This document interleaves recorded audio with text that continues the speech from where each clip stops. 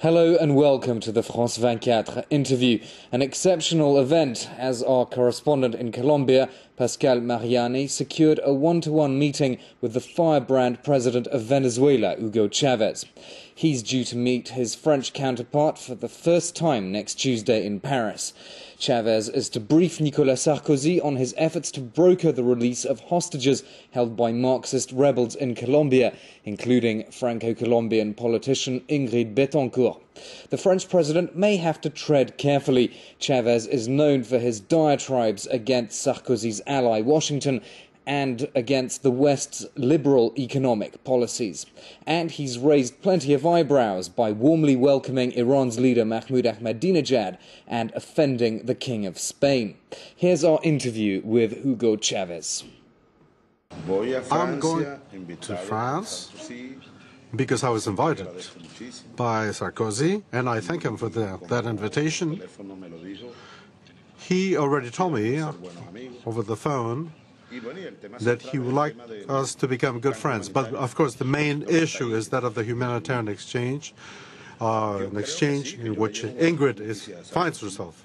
I hope I will be able to bring some good news, but I will have to ask him a number of things.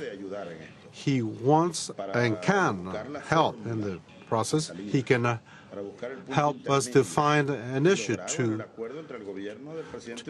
finding an agreement between the government of the President Uribe and the FARC Secretariat. I hope I'll be able to bring back proof that she is still alive. I don't have it yet, but I do hope to have it before I get to France. How could France facilitate this humanitarian exchange?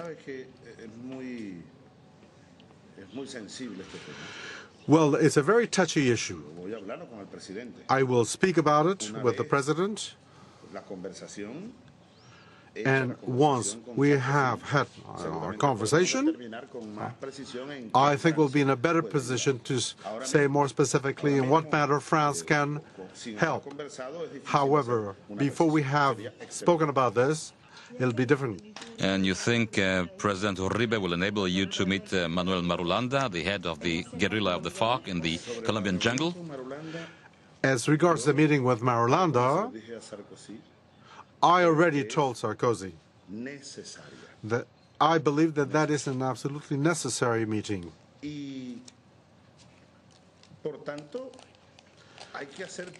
And therefore, we will have to do everything in our power to make sure this meeting takes place. It is possible, indeed, for that type of meeting. I spoke about it in Santiago de Chile with President Uribe, and we'll try and see the best way to get to that meeting.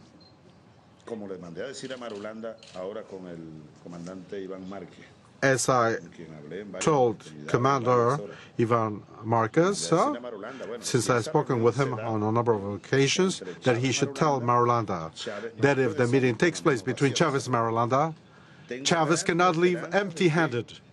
So I do have hope that the meeting will take place, and through that meeting we will move on to the solution for the humanitarian exchange. If the constitutional reform is approved, do you think remaining president for life? I don't know. I haven't given thought to that. I do not think that I will be president for life. That's not my present thinking. What I'm proposing to Venezuelans, as can be done in France, you have a president that is elected, re-elected, and re-elected as long as the people so wishes, so that people have the power to choose and choose the head of a state as many times as they wish. I think that is what is most important. Whether I am a president for a day or two more, a few years more, 20 more years, well, it's related to many factors. But that's not what I have in the back of my mind when I made that proposal. What is for you the most revolutionary idea underlying this reform? to include the people's authority and power and inscribe it into the Constitution as part of the national public power.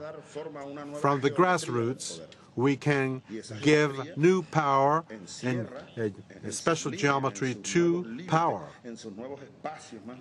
And it will include new limits, and that implies a moral, social, and political revolution. We are speaking about direct democracy, full democracy, and this is why we say this socialism is profoundly democratic.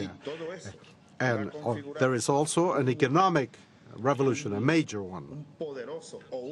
And in this manner, we establish a system which will enable us to extend the authority power to people, to extend it to them.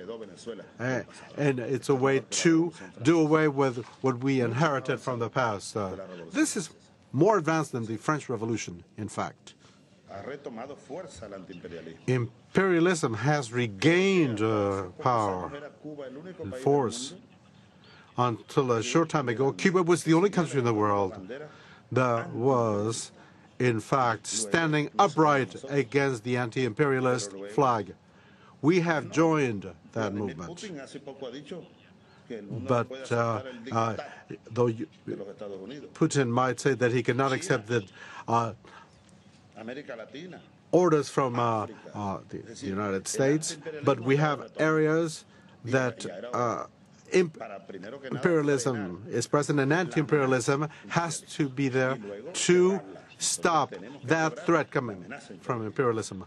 We have to do away with that threat. You know that the relations with the United States are not at the top. What could happen with the successor of George Bush after January 20, 2009? Well, we'll have to wait for that. I don't know. I cannot guess. St. Augustine used to say, to see why.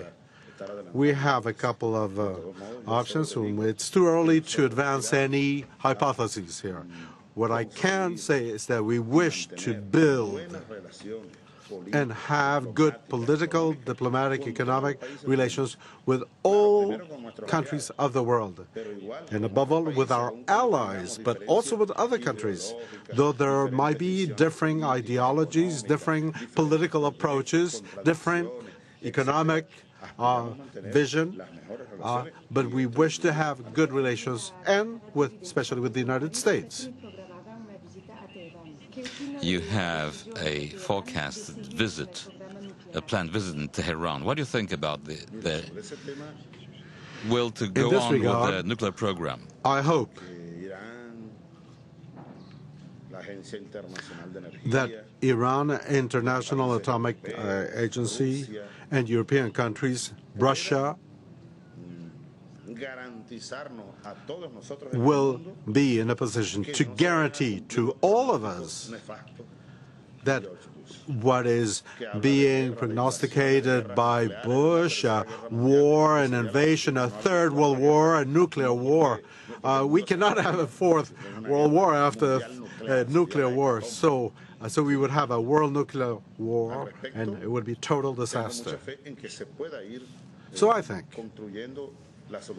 that we will be able to progressively build on a diplomatic solution. I demand that we be respectful vis-à-vis Iran. I do not believe Iran is in the process of building an atomic bomb. No, I don't think so. I have visited Tehran, Islamabad several times. In the Persian Gulf, they are developing nuclear energy for peaceful purposes. I am convinced of that. Venezuela will also do that. We will set up nuclear power for peaceful purposes. Brazil has already done so, Argentina also. And many other countries will go through peaceful civil uses of atomic energy because it will enable us to deal with the future energy crisis that is coming closer and closer. And then you have oil prices, you have pollution, climatic changes here. So we are reaching the conclusion of Europe cannot follow in the steps of the United States. We need for Europe to have a different vision of the world as compared with that of the United States. Europe has to look at Latin America from a different point of view. They should see over and beyond the dictatorships, capitalistic dictatorships. At present, there are not major differences. We are always seen as a market, consumers. We are not really seen as human beings. We are seen as consumers. We are our market. So they come and see us so they can sell. And they try to see what are the profits you can draw from those relations. But then they bring back the benefits back home, and they do not truly help those countries to leave poverty. We need a new Europe. That was France 24's interview with Hugo Chavez, the Venezuelan president, a man who rarely misses an opportunity to create controversy. Well, if you'd like to react to that interview, do please log on to our website. That's www.france24.com. That's all for now. Do stay tuned to France 24.